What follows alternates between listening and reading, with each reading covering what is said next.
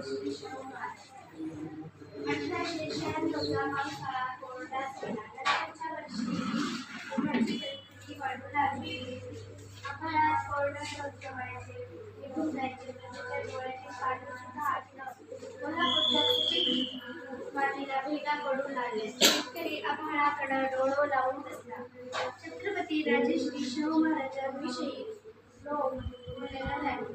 इतका चांगला राजा मिळाला आणि आता आसमानी संकट आलं. काय रे बाबा, आभाळाची पुराण पडली डोंगरावर.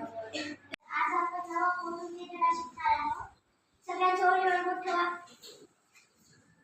आजी आपल्या 4-5 वर्षाच्या नाताला घेऊन बसमधून उतरली. आभाळ गच्च भरून आले होते.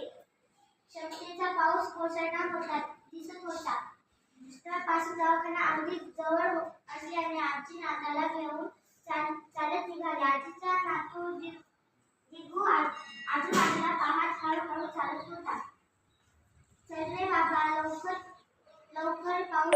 धड्याचं नाव गावात पेलू. आजी आपल्या 4-5 वर्षाच्या नातवाला घेऊन बसमधून उतरल्या. आभाळ अगदी गच्च भरून आलेले होते. क्षणभरातच पाऊस कोसळण्याचे असे दिसत होते.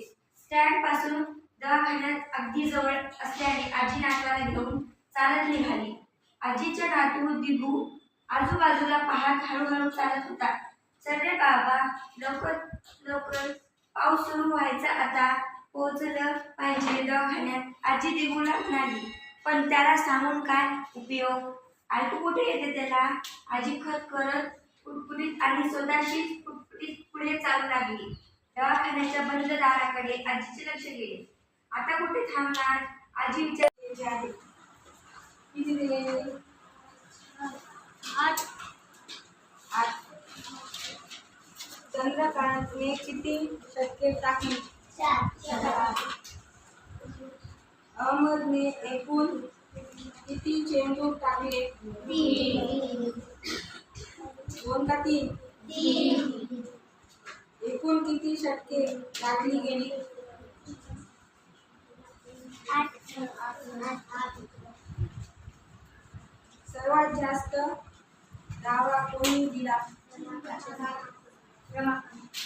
रमाकांतने किती बळी घेतले? चंद्रकांतने एकूण किती धावा दिले? 18.